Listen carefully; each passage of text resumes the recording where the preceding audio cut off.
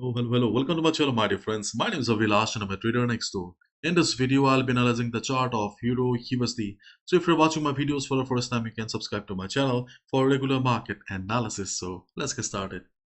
So my dear friends, this is the 1 hour chart of Euro USD in front of us, and we can see that Euro USD has come back to the support zone again. Euro USD is struggling to bounce here, but right now, okay, there is not much strength with the buyers, as a result of which we can see that buyers are struggling to take the market up. And if you look at the news here, you can see dollar gains after Powell warns on rates, yen at 1 week low. Yes, USD JPY is flying right now. Anyways, dollar gained on Thursday and hit a 1 week high against the Japanese yen after Federal Reserve Chair Jerome Powell said that Fed policymakers are not confident that interest rates are yet high enough to finish the battle with inflation, and the impact was seen on the chart of DXY. In fact, in our previous videos also we have talked about DXY, that yes, there is a possibility that in the coming days DXY will be showing upside.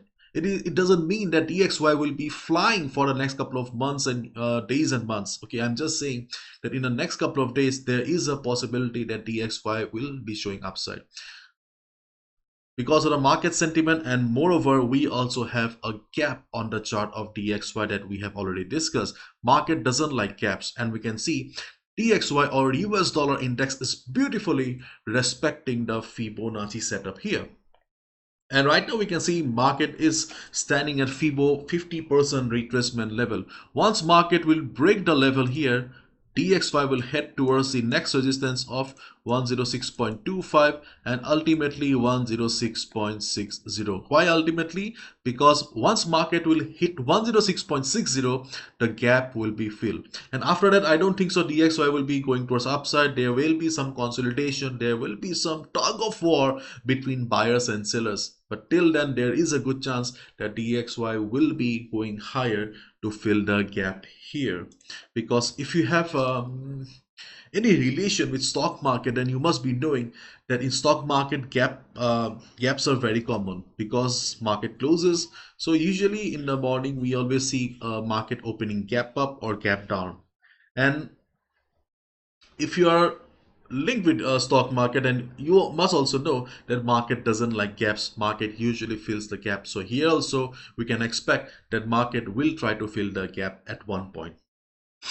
Now let's look at the chart of euro dollar. So if DXY starts going up to fill the gap, there will be pressure on the chart of euro USD. If you have already taken a buy position, considering it as a support, be on the trade. But if you see market going down, market breaking the level here, please try to exit from the buy position because market will be heading towards the downside. Okay, so if you see market breaking 1.0655, and if your scalper got some good scalping skills, you can look for a sell position below 1.0655 for 15 to 20 pips, not more than that.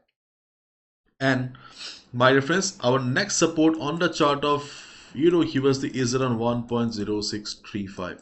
This is the next support, Fibo 50% retracement level. Right now market is standing at Fibo 38.2%, and Fibo 50 is 1.0635, around this level. And then you can see we also have second support around 1.0615 to 1.0605. This is the second support. First support is around 1.0635. So these are the two levels where you can expect DXY to bounce back. If once you'll see the market has entered the zone, switch to a lower time frame. Analysis on a higher time frame is important for stability and for entry purpose. Lower time frames are good, helpful. So once market will enter this zone, switch to a lower time frame to observe the market behavior. Once you'll see the market is bouncing, market is taking support, you can hit the buy button. So these are the two trading opportunities that I see on the chart of euro USD right now. If euro USD goes upside, then you can see market is not respecting the levels here. We can draw a line here, but still, to be honest, I'm not convinced much. So as a result, I will not recommend any sell here because see, I am a trader. Okay, I will risk my money only on the chart or on the levels that I understand.